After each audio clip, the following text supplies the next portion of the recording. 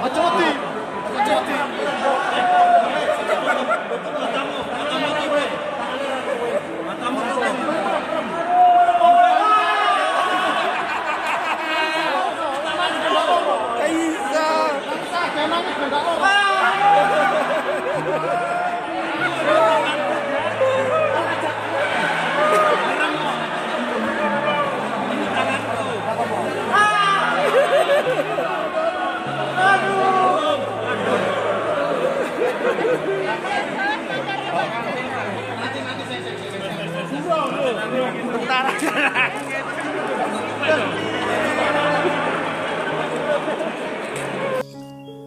Bagaimana komentar Anda terkait video tadi?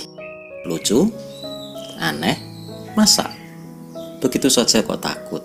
Bagaimana mungkin prajurit TNI yang gagah tidak takut desingan peluru tetapi ketakutan melihat jarum?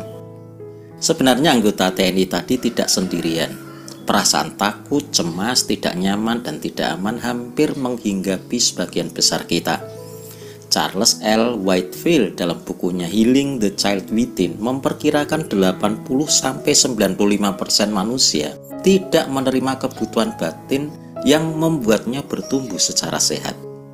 Salah satu kebutuhan batin yang membuat kita berani, enjoy, aman, dan nyaman dalam situasi apapun dan berhadapan dengan siapapun adalah rasa aman. Bila dalam pertumbuhannya seseorang tidak mendapatkan rasa aman dari orang tua atau orang lain, dia akan bertumbuh menjadi seorang yang penakut, cemas, mudah tertekan, menutup diri, dan seorang yang overprotective. Kembali ke video tadi. Kebetulan saya juga takut suntik. Saya berani ikut donor darah karena digojlok teman-teman.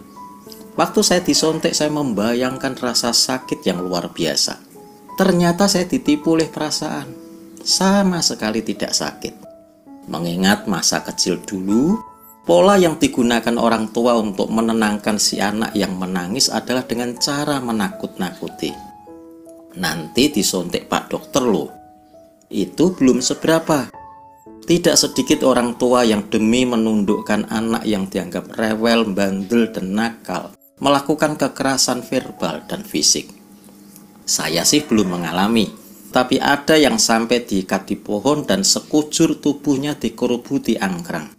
Ada yang dipukuli sampai anak diam dan meminta maaf. Bahkan teman saya cerita kakinya diikat dan digantung dengan kepala di bawah. Orang tua sering tidak menyadari kalau pola asuh yang menakut-nakuti, mengancam, memanipulasi, melecehkan, dan kekerasan fisik itu membuat anak terluka. Luka itu disimpan begitu lama sehingga membusuk dan mencemari pikiran, emosi, dan perilaku. Terekam di bawah alam sadar dan menciptakan keyakinan yang salah. Dan itu terbawa sampai dewasa.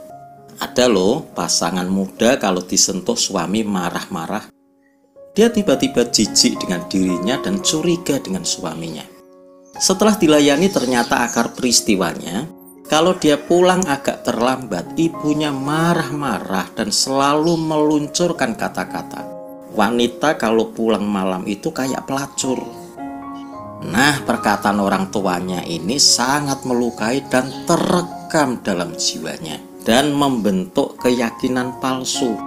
Saat disentuh suami, keyakinan inti ini muncul. Dia merasa seperti seorang pelacur. Kepada para ayah dan ibu, dalam mendidik anak perbanyaklah bahasa cinta, memeluk, memuji, beri hadiah yang menunjukkan bahwa orang tua peduli dengan kebutuhan anak. Buat kegiatan bersama dan terlibatlah dalam pelayanan. Penuhi kebutuhan batin anak, rasa aman, kasih, kepercayaan diri, pemenuhan diri, dan lain-lain. Bagi Anda yang pernah terluka oleh pola asuh yang tidak sehat dari orang tua, ingat, seperti yang dikatakan Charles L. Whitefield, kita tidak sendirian. Sebagian besar kita bergumul dengan masalah yang sama, dari contoh jarum suntik sampai hal yang lebih dalam lagi. Masalahnya, banyak orang menganggap enteng luka non-fisik. Meski sudah membusuk dan menjalar kemana-mana, dianggap hal biasa. Saran saya, datanglah pada konselor. Mereka akan membantu Anda menemukan akar masalah dan akar peristiwa yang membuat Anda menjadi seperti sekarang ini. Anda dibimbing membuka dan menyerahkan perasaan Anda, mengampuni mereka yang membuat Anda terluka, dan membimbing Anda ke proses pemulihan. Ingat, kita semua membutuhkan pembimbing yang membantu kita berproses menjadi pribadi yang utuh dan sehat. Kami juga membuka pelayanan konseling, baik online dan offline. Hubungi kami bila Anda membutuhkan pendampingan.